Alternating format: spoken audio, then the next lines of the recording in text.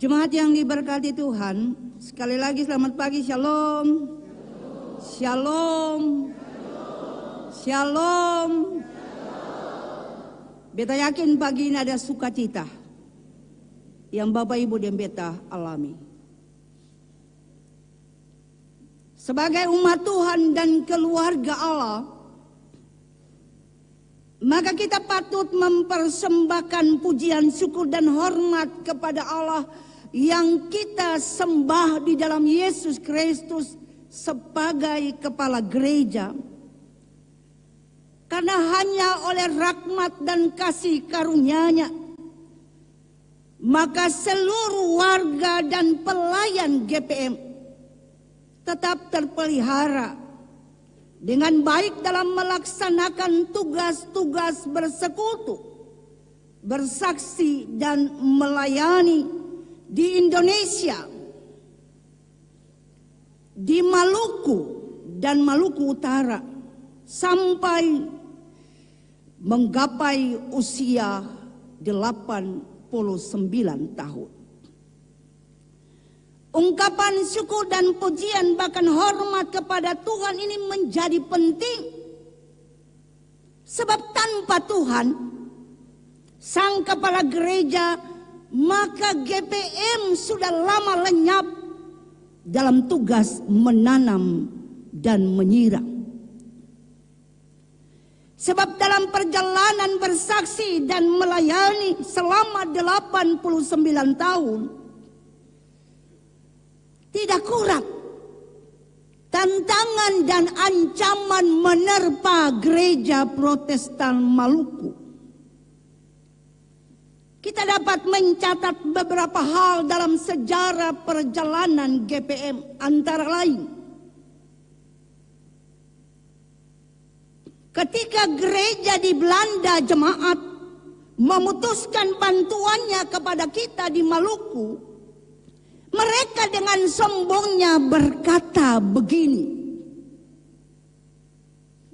kita sedang menantikan bunyi lonceng kematian di Maluku. Tapi ternyata saudara-saudara, GPM tidak mati. Amin.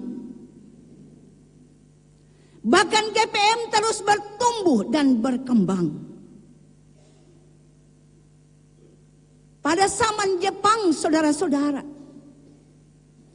umat dilarang beribadah dan banyak pendeta yang dibunuh dengan sangat kejam. Dengan cara apa, Bapak Ibu? Digoreng dalam minyak kuali. Tapi pertanyaannya, apakah gereja Protestan mati? Tidak, saudara-saudara. GPM tetap hidup. GPM tetap berkembang, bertumbuh, dan semakin berbuah. Ketika pemberontakan RMS, banyak intimidasi yang dialami oleh gereja Protestan Maluku. Tetapi GPM terus hidup. GPM terus bertumbuh. Dan pada waktu tragedi kemanusiaan 1999, banyak orang di luar sana yang mengatakan bahwa gereja dan kekristenan di Maluku akan mati. Tetapi ternyata tidak mati, jemaat. Bahkan semakin bertumbuh, semakin berkembang dan berbuah hingga di usia 89 tahun hari ini. Semua fakta sejarah ini hendak menegaskan kepada kita, saudara-saudara kekasih, bahwa tidak ada kekuatan apapun yang dapat membinasakan sebagai gereja. Karena gereja itu didirikan oleh Kristus. Bahkan dasar gereja adalah Kristus yang hidup, jemaat. Hal ini juga juga mau mengingatkan kita saudara-saudara jemaat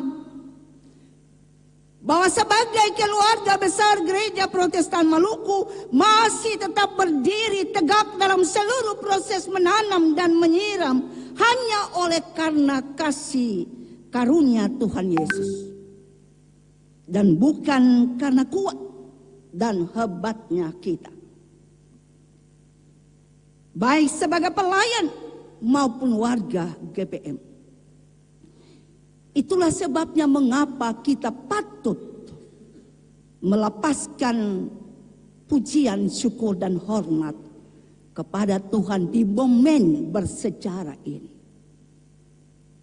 Saudara-saudara jemaat yang diberkati Tuhan, di hari ulang tahun yang ke-89 Gereja Protestan Maluku, LPJ GPM menetapkan perikop pembacaan kita hari ini, yakni Efesus 2 ayat 11 sampai 22 sebagai bahan pemberitaan untuk mengingatkan kita betapa pentingnya kasih karunia Allah yang sudah kita terima dari Tuhan Yesus, karena melaluinya kita dapat dipersekutukan sebagai gereja yang adalah keluarga Allah. Hal ini penting sebab GPM sebagai satu keluarga Allah pada kenyataannya adalah majemuk. Karena terdiri dari apa Bapak Ibu? Berbagai suku, budaya, ras dan sebagainya atau status sosial. Kepelbagaian ini adalah kasih karunia Allah yang harus dikelola dengan baik. Sebab jika tidak, maka GPM sebagai satu keluarga Allah tidak dapat bertumbuh dengan baik dan akhirnya tidak dapat menghasilkan buah-buah iman yang dapat menyenangkan hati Tuhan.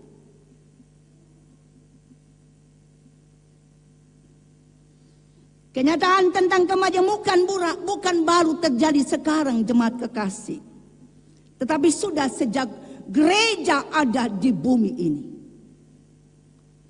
Dulu pada zaman gereja mula-mula jemaat, kemajemukan itu belum terlalu kompleks, karena yang paling nampak pada waktu itu jemaat adalah hanya Yahudi dan non-Yahudi. Warga gereja asal Yahudi selalu menganggap bahwa mereka adalah warga jemaat kelas 1. Dan warga jemaat non-Yahudi itu kelas 2 jemaat. Warga jemaat asal Yahudi menganggap bahwa mereka harus yang utama. Karena sejak dulu Allah telah memilih mereka dan mengikat janji dengan para leluhur mereka. Warga jemaat non-Yahudi merasa minder karena mereka bukan umat Allah, mereka jauh dari Allah, mereka tidak berpengharapan kepada masa depan.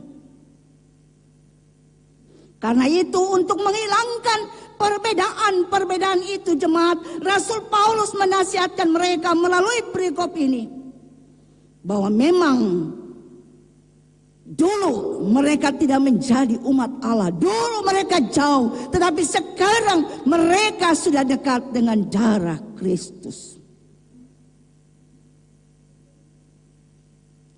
Jemaat yang diberkati Tuhan, Allah di dalam Yesus Kristus telah berkorban untuk menebus dosa, baik Yahudi maupun non-Yahudi. Melalui pengorbanan Tuhan Yesus itulah, maka semua orang yang percaya kepada Yesus telah disatukan dan diikat melalui darah Kristus ke dalam satu persekutuan yang disebut keluarga Allah. Dan karena itu sekarang tidak ada lagi perbedaan-perbedaan di dalam jemaat, karena semua warga jemaat sudah menjadi satu keluarga Allah. Jemaat yang diberkati Tuhan, menjadi satu keluarga Allah bukan berarti harus seragam. Ambil misalnya dalam keluarga, ada suami istri, ada laki-laki perempuan, ada anak-anak, ada orang dewasa. Memang ada perbedaan, tetapi jangan sampai karena perbedaan itu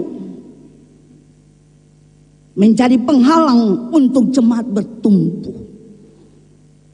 Walaupun ada perbedaan, tetapi kita semua sudah diikat oleh darah Kristus menjadi satu keluarga Allah. Maka jangan lagi ada di antara kita saudara-saudara jemaat yang suka membeda-bedakan satu dengan yang lain. Ambil misal, ada yang bilang asli pendatang, ada kaya, ada miskin, ada berpendidikan dan tidak berpendidikan, ada suku ini, suku itu, dan sebagainya. Semuanya ini harus kita pandang sebagai sebuah bentuk kekayaan yang dimiliki di dalam jemaat kita. Jika kekayaan dan keberagaman ini kita kelola dan kita berdayakan dengan baik, maka jemaat kita akan bertumbuh dengan baik ke arah Kristus. Sehingga kita semua akan menghasilkan buah-buah iman yang membentuk perilaku dan karakter beriman kita menghadapi tantangan dan cobaan dunia yang semakin tidak percaya ini. Saudara-saudara jemaat, harapan untuk terus bertumbuh sebagai satu keluarga Allah memang sangat penting. Apalagi kita sedang menghadapi begitu banyak persoalan-persoalan dan tantangan hidup yang berat jemaat. Mulai dari kemiskinan, mulai dari kebodohan, sakit penyakit, ketidakadilan, kekerasan, kerusakan lingkungan, dan lain-lain sebagainya jemaat. Dan tentu kita tidak mudah menghadapinya. Ingatlah jemaat, bahwa menghadapi tantangan hari esok, kita tidak bisa berjuang sendiri. Tetapi kita selalu membutuhkan orang lain untuk menolong kita. Dan jemaat akan kuat jika kita selalu kompak. Kita bersatu, kita saling topang, kita saling menguatkan. Bahkan saling mengasihi seorang dengan yang lain.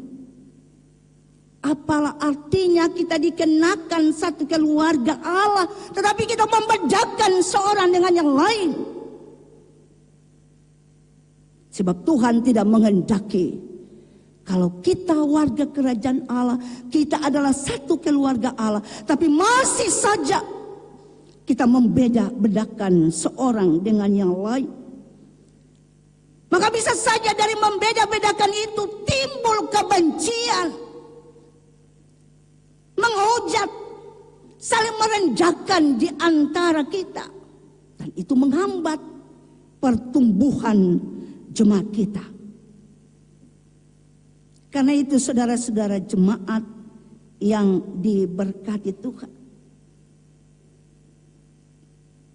merayakan HUT GPM yang ke-89 tidak hanya sekedar momen syukur oleh saudara dan beta, tetapi di momen ini mari kita mengintrospeksi diri, mengevaluasi ulang sebagai warga jemaat, sebagai pelayan GPM.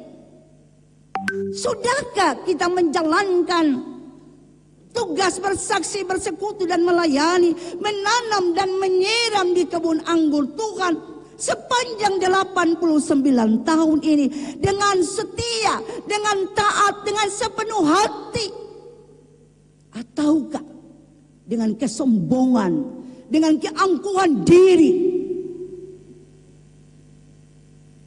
Saudara-saudara jemaat yang diberkati Tuhan,